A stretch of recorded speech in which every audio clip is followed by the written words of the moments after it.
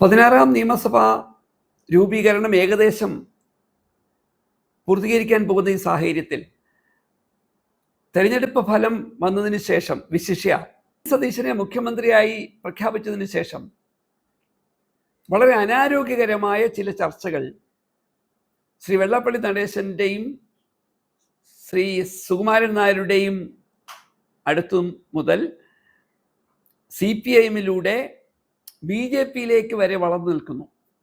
വിഷയം ഇതാണ്: ശ്രീ VD സതീശനെ മുഖ്യമന്ത്രിയായി തീരുമാനിക്കാൻ ചരടുവലികൾ നടത്തിയത് മുസ്ലിം ലീഗും ജമാഅത്ത് ഇസ്ലാമി ആണെന്ന് പറഞ്ഞു തുടങ്ങിയത് BJPയുടെ ദേശീയ നേതാക്കന്മാർ മുതലുള്ളവരാണെങ്കിൽ അതിനെ ഭാഗികമായി ഏറ്റെടുക്കുവാൻ CPIഎമ്മിലെ ചില ആളുകളെങ്കിലും നടത്തുന്ന ശ്രമങ്ങൾ അവർ വീണ്ടും തീ കൊണ്ട് തലചൊറിയിലാണെന്ന് തിരിച്ചറിയണം. നോക്കൂ, കേരളത്തിൻ്റെ പൊതുസമൂഹത്തിൽ ഏതെങ്കിലും ഒരു വിഭാഗത്തിന് ഏതെങ്കിലും ഒരു പ്രത്യേക രാഷ്ട്രീയ പാർട്ടികളോട് പ്രത്യേകമായ മമതയുണ്ട് എന്ന് നമുക്ക് അങ്ങനെ വിശദീകരിക്കാൻ കഴിയുകയില്ല.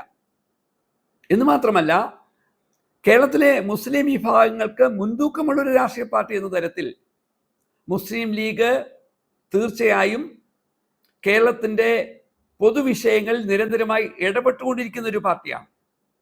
എന്ന് പറഞ്ഞാൽ മുസ്ലിം ലീഗ് മുസ്ലിങ്ങൾക്ക് വേണ്ടി മാത്രം സംസാരിക്കുന്ന ഇടപെടുന്ന ഒരു പാർട്ടിയാണ് എന്ന് ഒരുപക്ഷെ BJPയുടെ തലമുതിർന്ന നേതാക്കന്മാരും പോലും വ്യക്തിപരമായി അംഗീകരിക്കാൻ ശ്രമിക്കില്ല.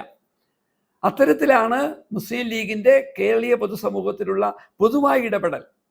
എന്നാൽ നിലവിലുള്ള UDFിൻ്റെ വലിയ വിജയം മുസ്ലിം സമൂഹത്തെ UDFിലേക്ക് എത്തിക്കാൻ LDF ഉണ്ടാക്കിയ അവസരമാണ് എന്ന് മറന്നുകൊണ്ട് മുസ്ലിം ലീഗിന് ഈ തെരഞ്ഞെടുപ്പിൽ നിർണായകമായ സ്വാധീനം, പ്രത്യേകിച്ച് UDFിനെ വിജയിപ്പിക്കുവാൻ കഴിഞ്ഞ കാലങ്ങളിൽ പോലെ അവസരം വീണ്ടും ഉണ്ടാവുമ്പോൾ അത് ഇസ്ലാമോഫോബിയ പ്രചരിപ്പിക്കാനുള്ള അവസരമായി BJP അവരുടേതായ ഇടങ്ങളിൽ ശ്രമങ്ങൾ ശക്തമാക്കുമ്പോൾ അതിന് ഏതെങ്കിലും തരത്തിൽ വെള്ളവും വെളിച്ചവും നൽകാൻ CPIഎമ്മിനെ പോലുള്ള ആളുകൾ ഇപ്പോൾ ശ്രമിക്കുന്നു എന്ന സംശയം ഇവിടെ ശക്തമാവുകയാണ്.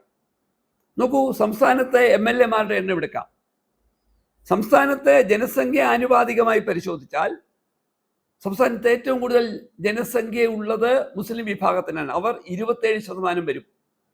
ഹിന്ദു വിഭാഗത്തെ മൊത്തത്തിലെടുത്താൽ ഹിന്ദു വിഭാഗം 52% എന്ന് മറന്നുകൊണ്ടല്ലേ നമ്മളിത് പറയുന്നത്. ഏതാണ്ട് 26-27% ജനസംഖ്യയുള്ള മുസ്ലിം വിഭാഗം, അവരിൽ നിന്ന് സംസ്ഥാനത്തെ 140 MLAമാരിൽ ആകെയുള്ള മുസ്ലിം നാമധാരികളായ MLAമാരുടെ എണ്ണം 32ആണ്. നോക്കൂ, ഈഴവ സമൂഹം കേരളത്തിലെ മൊത്തം ജനസംഖ്യയിൽ അവർക്ക് ഏതാണ്ട് 22 മുതൽ 24% പങ്കാളിത്തമുണ്ട്. അവരിൽ ഈഴവ സമുദായത്തിന് ആ സമുദായത്തിൽ നിന്ന് ജനിച്ചു വളർന്നവർ MLAമാരായവരുടെ എണ്ണം എടുത്താൽ അവരുടെ എണ്ണം ഏതാണ്ട് 20 വരും. ഇനിയും മുന്നോക്ക സമുദായം എന്ന് ഉദ്ദേശിക്കുന്നത് നായരാദി മുന്നോക്ക സമുദായം. അവർ കേരളത്തിലെ മൊത്തം ജനസംഖ്യയിൽ 12% ഉണ്ടെന്നിരിക്കെ അവരുടെ വിഭാഗത്തിൽ നിന്ന് ജനിച്ചു വളർന്ന വിവിധ രാഷ്ട്രീയ പാർട്ടിയിലെ ആളുകൾ MLAമാരെ അവരുടെ എണ്ണം എടുത്താൽ 32 വരും. അങ്ങനെ നോക്കുമ്പോൾ ദളിത് വിഭാഗവും ST വിഭാഗവും എടുത്താൽ അവർക്ക് ന്യായമായി ലഭിക്കേണ്ട ഭരണഘടനാപരമായ അവകാശങ്ങൾ മാത്രമേ ഈ തെരഞ്ഞെടുപ്പിൽ അവർക്ക് ലഭ്യമായിട്ടുള്ളൂ. എന്ന് പറഞ്ഞാൽ സംവരണ സീറ്റുകളിൽ മാത്രമേ അവർ മത്സരിച്ചിട്ടുള്ളൂ.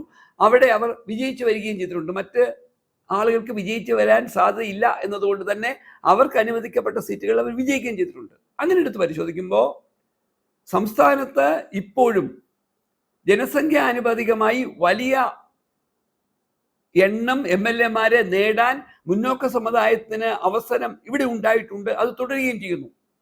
ഇതൊക്കെ കേരളത്തിൻ്റെ പൊതുസമൂഹത്തിൽ നിലവിലുള്ള ഒരു സാമൂഹ്യ യാഥാർത്ഥ്യമാണെന്നിരിക്കെ കേരളത്തിൻ്റെ രാഷ്ട്രീയ മണ്ഡലത്തെ മുസ്ലിം വിഭാഗം ഇതാ മൊത്തത്തിൽ കടന്നാക്രമിക്കുന്നു.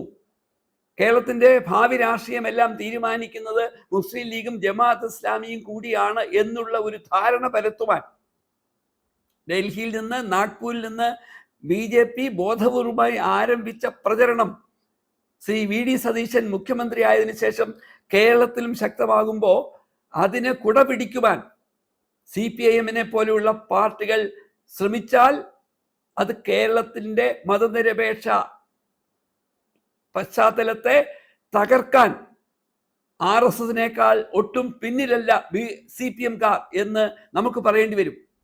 CPIM ഇത്തരം അപകടകരമായ വിഭാഗീയ രാഷ്ട്രീയത്തിൽ ചില പരീക്ഷണങ്ങൾ നടത്തിയതിൻ്റെ ആഘാതം ഈ തെരഞ്ഞെടുപ്പിൽ ജനങ്ങൾ അവരെ പഠിപ്പിച്ചു എന്നുകൂടി ഈ അവസരത്തിൽ ഓർക്കണം.